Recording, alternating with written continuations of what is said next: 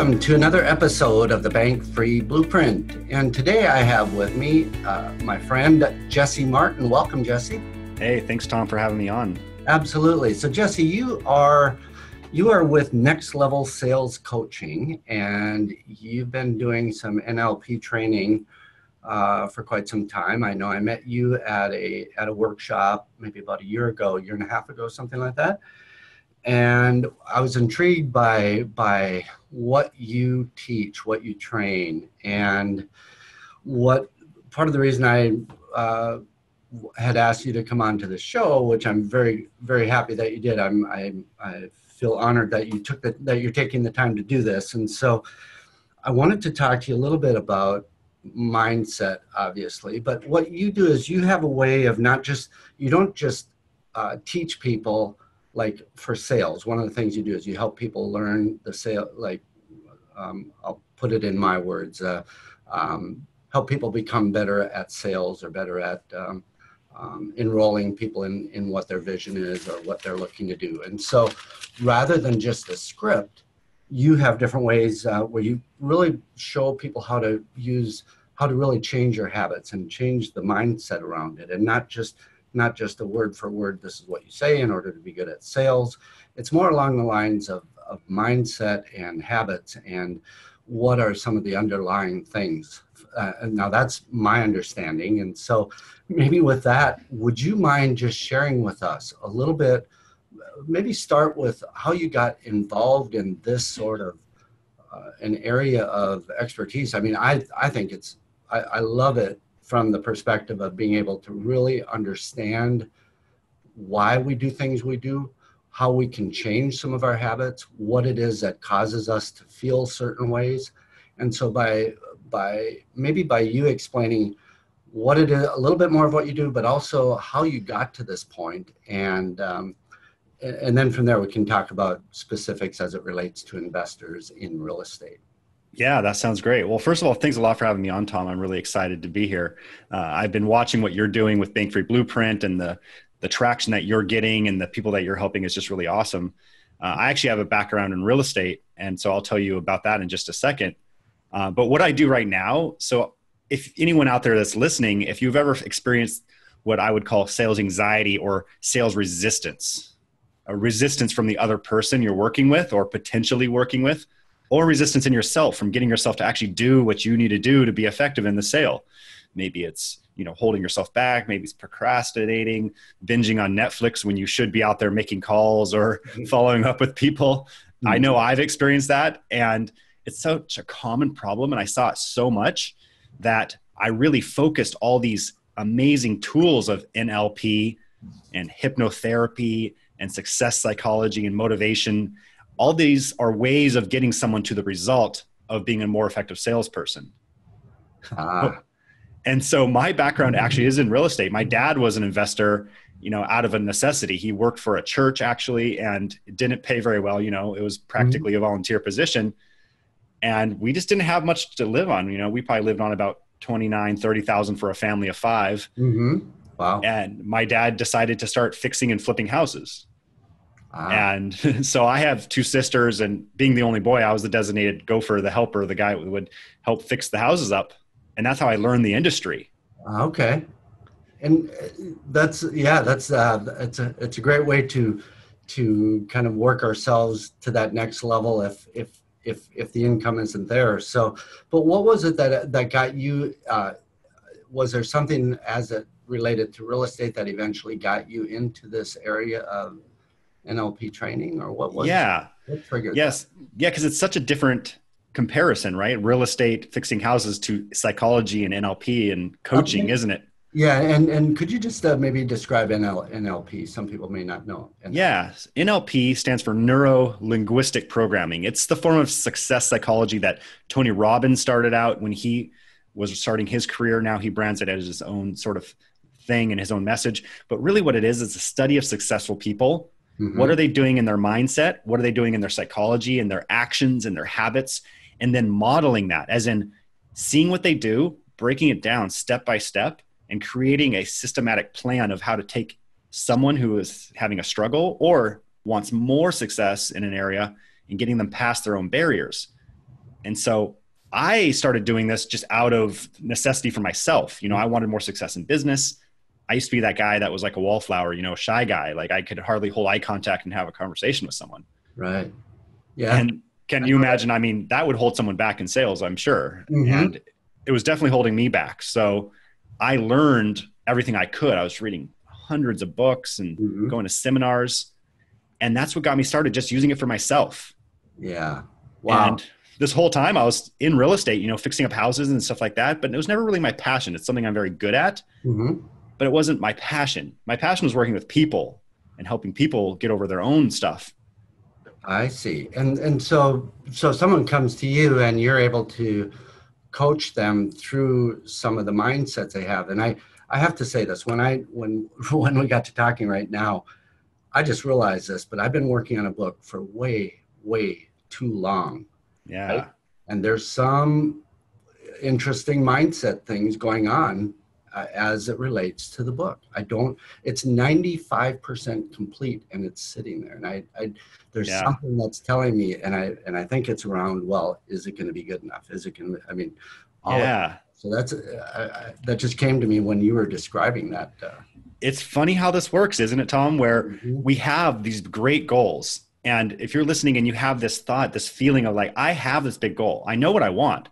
I want to be making, multiple 5 figures a month, or I want to be making $1 million in a year, or maybe you just want to make 10K a month and you just want to have a free type of life. Maybe it's a simple goal, but you feel like there's something stopping you, something holding you back, like an invisible ceiling on your income, on your time. It's not about knowing more. It sells a lot of books to tell you you're not good enough. You gotta, take this next, $1 million 5 steps to 5-second millionaire, kind of BS stuff, right? Well, if all you needed was more knowledge, everyone who's read a success book would be a millionaire. It's not about knowledge. It's about getting yourself to actually follow through consistently, do what's necessary, and kind of be that person because you're the person in each situation. A lot of people will come to me, they say, hey, why am I not getting the results this other guy's doing? I'm doing the same thing. Well, you got to look in the mirror. You're the common denominator. You're the same person in every situation. So if you're not being effective, you're only holding yourself back. No one's stopping you. So how do you, let's say somebody comes to you and, well, you and I were talking about this a little bit right before the call, that my son and I just had a nice conversation this morning. And he's been having a little bit of a challenge seeing exactly what his path is. He's in real estate. He enjoys real estate a lot, but he's also really committed to giving back and to being there as support. He's in Puerto Rico right now. The hurricane just came through, tore everything apart. He's doing everything he can to help bring supplies into the countryside where people don't have anything. Yeah. And so he's working really hard on that. And that's more of where I think his passion is alongside of real estate. And so sometimes I think real estate takes a little bit of a back seat.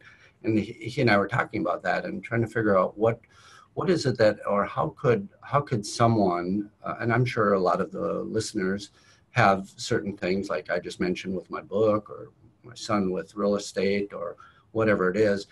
How do we take that from that point of just not knowing what are some of the root causes for some of those feelings and not knowing what way to turn? How can we take that to the next level or to some point where we can make a change or understand why we feel the way we feel so that we can then take a change? Is that making sense? Yeah, it really does. I think most people have experienced this where they set a goal for themselves. They say they want to achieve something, right? They have something that they want. They might even have why, right? I've heard that start with why, find your big why. And I love Simon Sinek and starting with why. And, he took that from an old principle called the golden circle.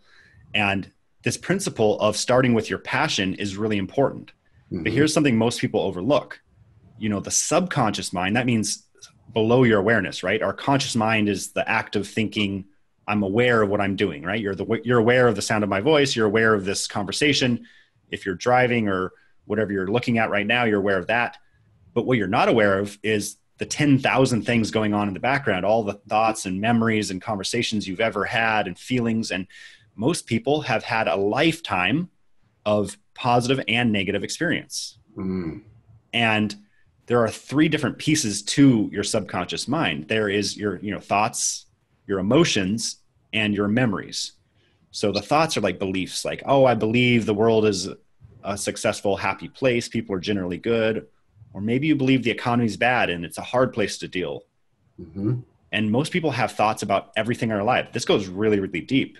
Obviously we can't go, if we were here and I explained everything, we'd be here for a week. But the depth of it is most people have belief systems, ideas, patterns of thinking that we learned growing up, that it's good to be rich or it's not good to be rich. Rich people are greedy or not.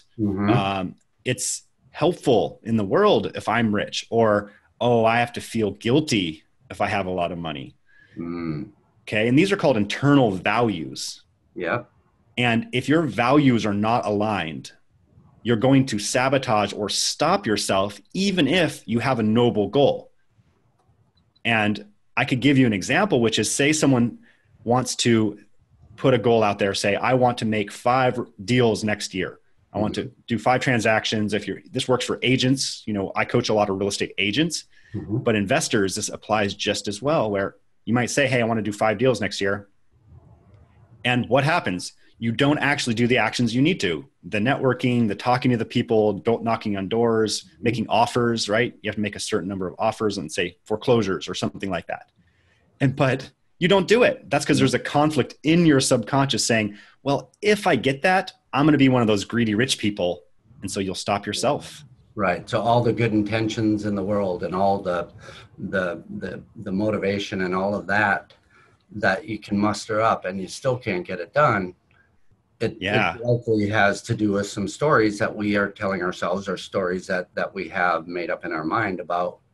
Maybe it relates to money. Maybe it relates to self-worth. Maybe it relates to other people that we either deem as really good or really bad if they have certain or don't have certain things or attributes. So you're so right. The stuff goes really, really deep. It goes thousands of layers deep. But the good news is you can resolve this stuff. It's not permanent. How you've been in the past does not determine how you'll be in the future. You're not the same age as you were. You have different hair. You have different skin cells. You have different, molecular structure than you did 10 years ago, right? We have hundreds of millions of cells that are always replenishing themselves. Yeah. And so you're not the person you grew up to be. You can change, but most people don't. They just live by default. So I grew up kind of similar to what you did. A family, grew up in a large family, didn't have a lot of money. Money was always short. So I have this sort of a mindset around money, stories, whatever I have. Some that I realize, some that I'm sure I don't realize, but always a short age of money. But the harder you work, if you work really hard, then there's value in that. So I have this self-concept about the harder I work, the better I am. Even if I don't make that much money, I'm still, it's sort of a value system that I've come to realize more recently. So that's one of them. And then before the call, I mentioned to you too, I had built a really nice portfolio, and then all of a sudden in the economic downturn, I lost everything. I was upside down by $1.5 million. And I forced myself through it. I didn't file bankruptcy or anything. But then after that, I was able to rebuild, and I'm on that rebuilding path. But it feels like there's still some underlying stories that I'm telling myself relating to money. And I can figure out where that balance is, because now I'm feeling like I just want to live completely, very simply. I want to be, I don't want things. I don't want a lot of material things, but I think that has something to do with the fact that I don't know. I'm not sure where that's coming from, but that's. Well, I can tell you've studied and done a lot of self-development, and you're well educated, because most people don't even have the awareness to say, I have stories holding me back. You at least have the awareness. And when I do what's known as a breakthrough, a money and wealth breakthrough process, where we dig deep into someone's subconscious stories, the belief systems, the values, And values, what those really are is like your priorities, like Mhm. freedom's important to me or love is important to me. Well, what if you say freedom is important to you? Everyone's different, by the way. Some people say freedom is most important. Some people will say success or money or happiness. And we have, 1 through 100, right? Your top 100 values. And every action or inaction in your life filters through those values. So you're always asking yourself, again, subconsciously, hey, is what I'm doing aligning with freedom? And so say you're like, okay, this week I'm going to go knock on 20 doors and make 10 offers on some properties, big goal. And you are feeling like that's stopping your freedom. Well, what if your number one priority in life subconsciously is freedom and you didn't even know it? It's going to be impeding on your freedom to do that much work. So you won't do the work. Yes. It's like driving and putting your foot on the gas. You're pushing harder on the gas and burning up energy, but your foot's on the brake and the e-brake's on. Mm-hmm. Yeah. So you're burning a lot of energy, but you're not getting anywhere. Interesting. And so how do we get to the point where we start understanding, not only realizing that there are stories that we have stories that we've created about our past and about what reality was at the time. I mean, I can think of things that happened to me when I was 5, 6, 7 years old that are as clear as day now. And I'm sure that they had impact on how I'm feeling and the way I'm acting right now. So we have stories that we know of, but we have a lot of stories that we don't even know of. How do we get to the point of understanding, maybe first of all, that we have stories, and then understanding which ones have certain triggers, and then even after that, making that change, making that shift, and not getting locked up in and pulled to the side by that story or whatever. Yeah, I think a lot of people can relate to what you're saying, and I certainly could as well. And I'll give you an example that I think will really help all your listeners today. So when I started my business in home improvement, where, left the family business of fixing and flipping houses, and then started my own home improvement real estate business, as I was growing my coaching practice, which at first it was just a hobby, and it grew into a entire business because at the same time I was running these 2 businesses. I was coaching people, I was helping them through their success and their sales. And that business was growing, and my real estate business was less aligned because although I love it, it was not aligned with, for me, which is one of my top values, was contribution. I didn't feel like I was contributing to the world by investing in real estate for me. And so here's what I was doing. I would get all these clients lined up. I would have people calling me, all these different potential clients, hundreds of thousands of dollars in potential business. And I would blow them off. I would ignore emails. I would, watch Netflix. I would take a nap. I would get busy. And do you know what I would tell myself at the time? Even though I'm in this practice, even though I am, my own best coach, I made all the excuses and saying, oh, I'm just too busy. I was not that busy. But I told myself that. I told myself the story of I'm busy. We all have excuses. Why, right? It's called rationalization. And so when I actually resolved this stuff internally, I use the tools of NLP, which is a way of digging down to those subconscious processes, see what's holding you back, and rewire your brain like a computer. Remove the viruses, upgrade your software, install a new operating system, and then your brain's just working like a charm. When I did that, I literally doubled my income in about 3 months without doing any more work. I was actually working less in that 3 months, but I literally doubled my income because I was focused on the right things and I was aligned internally. I was aligned. That means I say I want to do something and I just do it happily. Yeah.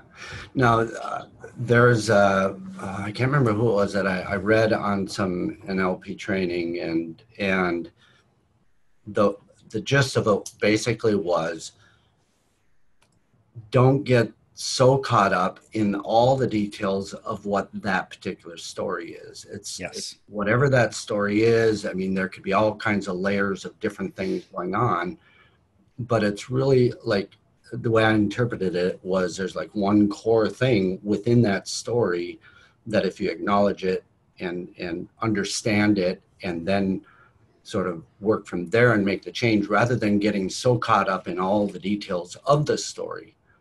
Am I understanding that correctly? Is that well, someone might have said that. I actually think of it a little bit differently and see it a little bit differently. When I work with clients, I do look at all the details. I want to know every detail. I'm like a surgeon. Okay. I want to know every piece, every nuance, every emotion, every phrase you're telling yourself, because the more I know, the more I can help. And you had asked earlier, how do you fix this stuff, right? Mm-hmm. Well, step one is awareness, right? First, you got to be aware that something's not working, right? I want to do something, but it's not happening. If you're not aware, you can't get anywhere. Mm-hmm. But once you're aware something's not working, well, how do you fix it, right? And that's the big question. And honestly, so unless you have, someone in your life that is really, really intuitive with this stuff, it can help you work through those patterns and those learned experiences and those negative emotions and limiting beliefs. Even if it's not with me, find someone that is really good, that is very skilled and trained in this, right? Because doing this on yourself is like trying to do surgery on yourself blindfolded. Yeah. Like, good luck. Well, it's possible, but it's nearly impossible. Right. And why do we get coaches in all the things we do anyway? And so many things in business, we do it so that they can show us where our blind spots are. They show us the things that we don't see. So obviously in NLP work, it would seem like it would be even that much more critical to make sure that there's some outside third party making some observations of what we are, what we do. Yeah. You're so right. Because what you are, what you say, what you do is determined by your thoughts, right? And you were saying that earlier about your thoughts really determine your success or lack of it. Mm-hmm. And NLP is only one version, that's just a set of tools. I use hypnotherapy and other things too that are very powerful. Okay. So in your practice, would those be the two main tools, or just try to get some context around what someone like you in your practice, what you do, or what, maybe just to give if you could give a little bit of an idea of what when someone goes through this process, what would that process look like typically? So it's such a fascinating process. It's literally like, discovering a new planet every time I work with a client, because each person has a lifetime of experiences that are just fascinating. Even the quote unquote negative experiences are there for a reason. Even if you've been through some really hard stuff, you grew up poor and broke, and maybe you had some family members that didn't treat you so well, or some really hard experiences.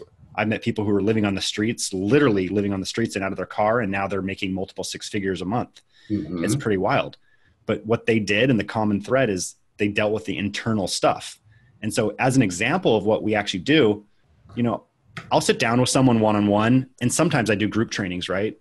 But the one-on-one is really, really powerful, because first we have to actually assess where they're at, assess your mindset. Do you have a millionaire's mindset, or do you have a broke, scarcity, poverty mindset? Assess where your mindset's at, right? Do you believe wealthy people are mean, are out to get you? Do you believe the economy is bad? Say the economy is trending down. Do you believe that means you can't make money? I know people, and you probably do too, that made more money in down economies. Absolutely. Right? And we're talking about the real estate industry here. Well, if you have the capital, the down economy, when the real estate market crashed, that was the best time. That was like a gold rush for people who had money, because they could buy all these houses for pennies on the dollar. And you got to be ready for that. So you got to be this person, right? I don't know if you've ever taken martial arts or anything like that, but in martial arts, they say you train now, so your training kicks in later. You train hard now, so when you need it, it's there. You don't wait till it's hard times and then try to fix it.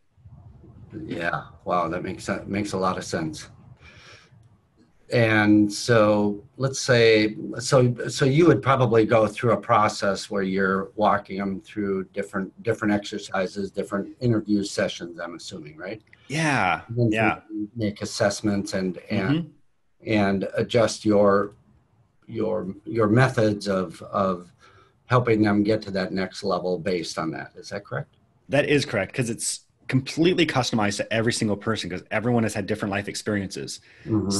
Unless you are super fortunate to only have positive influences your whole life, you're going to have a lot of these conflicts internally stopping you, right? You're going to feel like you have your foot on the gas and the brake at the same time, where you're doing a lot, but not getting the results, or you're just not taking the action, right? Well, you have to look at each person individually, because it's not a cookie cutter thing.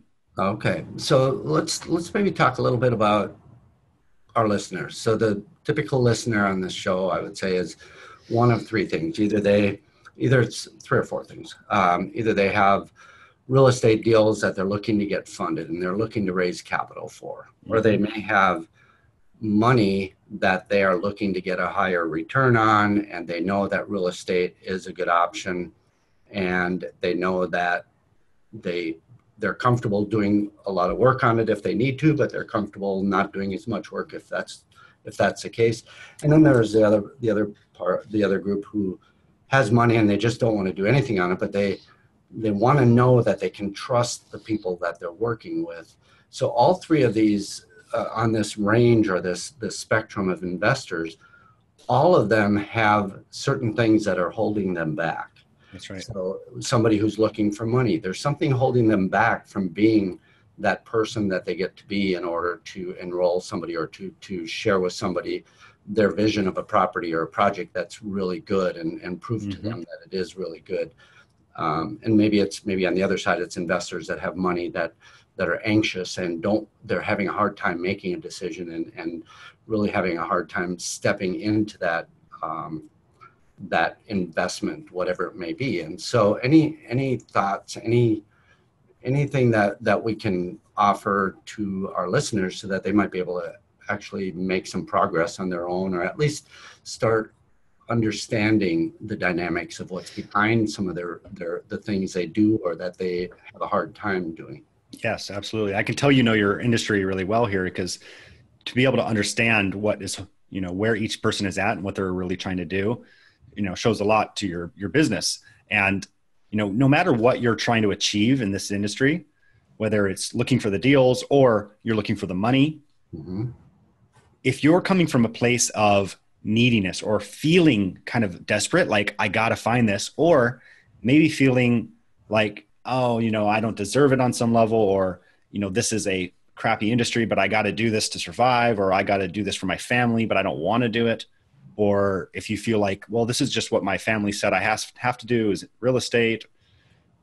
If you have any conflicts, any negative feelings, or any beliefs about yourself, that is what's going to hold you back. Brian Tracy talks about this. You're never going to earn 10% more or less than your financial self-concept.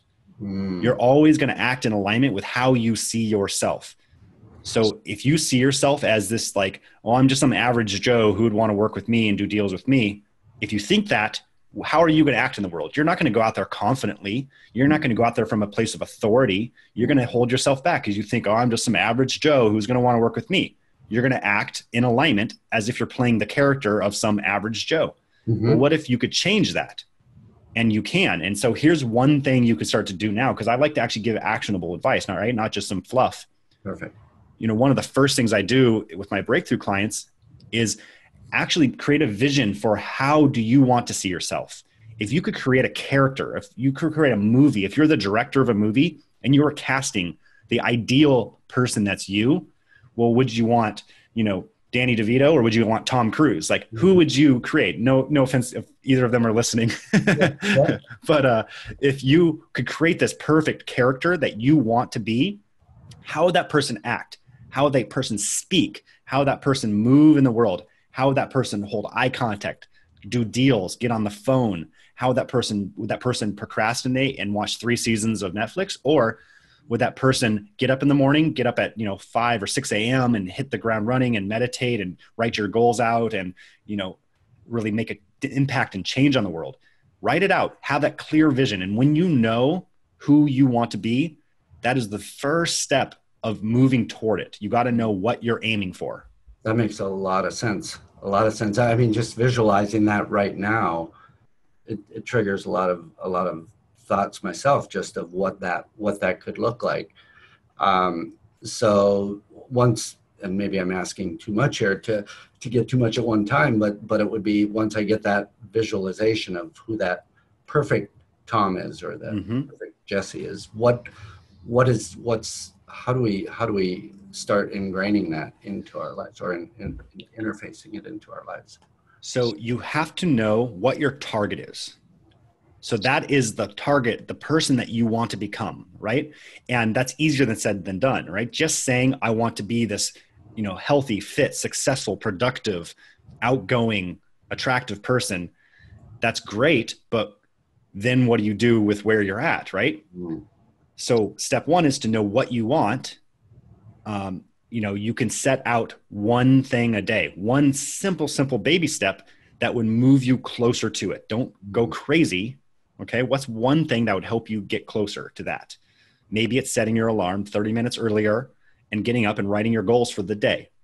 Okay. Mm-hmm. I'm not going to, when this process, when we do it with one-on-one clients, this is usually takes 3 months intensively. So I don't want to overwhelm your listeners. So start with this, write out your goals in the morning, or if you have a different goal, for yourself, maybe you need to get up and, instead of having 3 cups of coffee, maybe go for a walk around the block, maybe go for a run, maybe get your blood moving, get your brain working. Mm-hmm. Okay. So take a baby step toward that goal. And the next piece that's most important is to know what's stopping you. So know where you're going and know what's stopping you, that awareness. And I have something I can give your listeners too at the end here, of something that'll help them have more awareness of what might be stopping them as well. Mm-hmm. And so you got to have both, that vision for where you want to go and know what's stopping you. And then you have something to work on. And to do this, do you recommend like keeping a journal, or what's a good way to have it in front of us so that so it stays a priority? And I think with consistency is where change comes. And so if we can consistently see something in front of us and consistently make small steps to it, mm-hmm. Would you say journaling is the way to do it, or do you have any advice on that? Journaling is an incredible way to do it. And even if you don't have an official journal, get out a clean pad of paper or a clean sheet of paper from your computer and write out, who do I want to be? What does that person look like? How are they acting? Write down all the qualities that person has. How are they acting in the world? How would you be if you had this great, ideal, perfect life? Okay. Then if you have a whiteboard or a chalkboard or something, write out maybe the top 5 goals, visions for your life, and you see it every single day. Yeah, that's powerful. That I could see where that would make a big difference if we just making a small change every day over time. It's going to certainly add up to something big. Yeah. And something that really magical happens, some people call it the law of attraction or the quote unquote secret. Really what this law of attraction is when you are having a clear vision for what you want to be and what you want to have in your life, mm-hmm. and you get rid of all the junk and the BS and the baggage that's been holding you back, all those negative thoughts and limiting beliefs. When you get rid of those, you can just put out a thought, create a vision for you, for your own life, mm-hmm. and all the things in your life will just start to fall into place. You're going to see opportunities you completely missed before. There's mm-hmm. a part of your brain called the reticular activating system, which really means basically putting on rose-colored glasses as opposed to, cracked, dirty glasses that blind you. Yeah. You're putting on glasses that basically give you X-ray vision and to see opportunities you completely missed before. Yeah, I know I've definitely noticed that for myself when I can get to that mindset, to that point of really opening my mind up to the possibility of things that could happen, rather than being shut down and saying, well, that won't happen anyway. It's more of a, let me open up my mind. Let's have an open mindset to something, to the possibilities. And I definitely have seen a lot more come that way. Yeah. That's basically the science of luck. Some people seem lucky. Well, it's mm-hmm. not that they're lucky. They have the beliefs that back up them being successful. Yeah. Okay. Very cool. So, nice. So if people want to reach out to you, how would they get a hold of you? So I actually set aside some time for your listeners. If they just want to chat, if they want to look into what might be holding them back, or maybe just set a little vision for themselves, I set aside, 15 minutes, a bunch of different calls, mm-hmm. Some open slots in my calendar just to talk for a few minutes and strategize what maybe you want and what might be holding you back. Okay. I'm not going to give you like a hard pitch on the phone or anything. This is just to strategize to see, if I can help, and if nothing else, point you in the right direction. Oh, very cool. Okay. And we can put a link here in your show notes for it, but the link will be meetme.so/Jesse Martin, JESSEMARTIN. Okay. So meetme.so/Jesse Martin, and just talk. And if it's okay, I'd like to give away something too that might really help. Oh, very cool. No, that excellent. So we talked about awareness, how important awareness is to know where your mindset's at. And the very first step is just to assess what is actually going on in your mind. How do you feel about wealth? How do you feel about your own value? How do you feel about success? And when you know where you're at, then you can start to aim in the right direction, right? If you're on a map and you don't know where you're at, it doesn't matter how good the map is if you don't know where you're starting from. Mm-hmm. So I have created what I call a millionaire mindset assessment. See where your mindset's at. Is it that of a millionaire or is that of poverty and broke and struggle?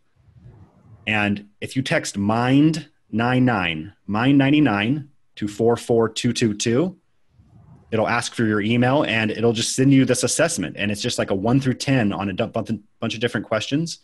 And then you'll start to know where you're at and see what might be holding you back. Or maybe you're going to see a lot of positives and it's going to encourage you to keep moving forward and that you're on the right track. And again, I'm not going to like spam you with emails. I might email a couple times a month, if that. Mm-hmm. I'll keep these very safe. I respect your privacy. So Yeah, very cool. Excellent. Well, that's I'm definitely going to check that one out. Um, nice. So with everything that you're doing now, what's your big passion? What's your big why? What is it that you envision for yourself and for what you would like? How would you like to make your impact on the world? Or you already are, but how do you describe that? yeah, I mean, I'm so grateful that I get to do what I am doing. My job is to take people who are entrepreneurs, they're in sales, they're investors, they're on this path of creating something great for their life. And I help them stop what's, holding them back, get rid of the procrastination, all this junk, everything that's holding them back, and really supercharge their life. And I feel so inspired to wake up and get to help people create a big vision for their life and more success in their business specifically. Because if someone doesn't have success in their business, in their productivity, in their own identity, then it's going to hold everything else back. They're going to have poorer relationships, poorer health. Mm-hmm. So my vision is to really create a big change in the world of these people who are entrepreneurial, these people who want to do something in the world and make a difference. Mm-hmm. And so if I help these people achieve their dreams, it's just going to spread like a positive virus, right? I help them, they're going to help more people.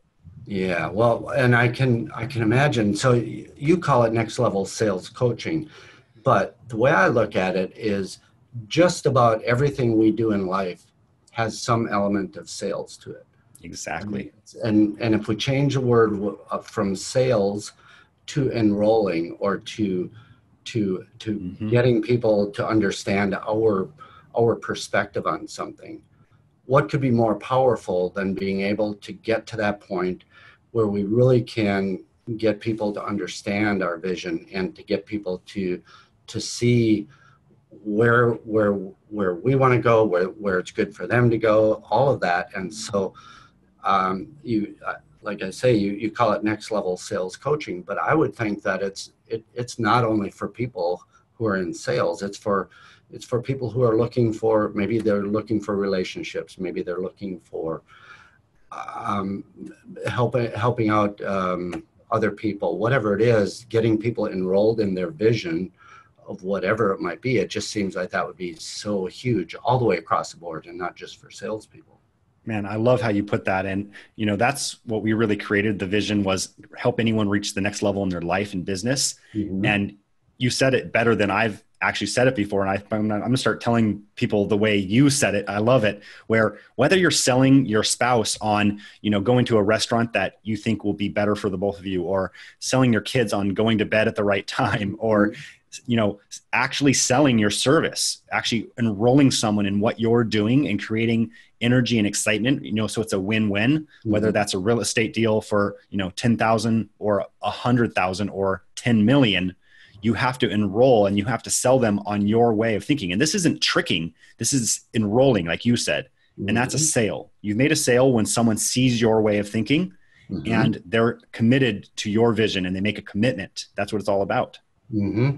Absolutely. No, that's great. That's great. No, I'm excited that this is some very good information. And, I appreciate you taking the time here. And I would really love to have you back on the show again at some point where we talk, maybe give some other pointers down another path. And But for the time being, I really appreciate you offering up the questionnaire, the even the session where you're able to talk one-on-one with people. I mean, that's very generous for you to offer your time up for that. So we'll have all of this information in the show notes. So if you're driving, don't worry about writing it down. We'll have it right in the show notes. And if you think of any other topics as listeners, if you think of topics that you'd like us to cover, or if you have specific questions, even like, for instance, right now with Jesse and his expertise, and when we get you on next time, if we can talk you into it again, Jesse, and we have other questions, I'd love to get feedback from any of our listeners. And really just our goal here with this podcast is to get it so that it's really a platform for everyone to help everyone else out, because with collaboration, with working together, with the abundance mindset, we can all do so much more, where we're building each other up rather than the scarcity, fear-driven, greed-driven, secrecy, that whole mentality. I think that's such a thing of the past. At least my goal is to make it a thing of the past, and let the abundance mindset, the collaboration, working together, let that really be the power that gets everybody up to that higher level where everybody can be. So again, Jesse, I thank you very much for joining us, and look forward to having you on another show.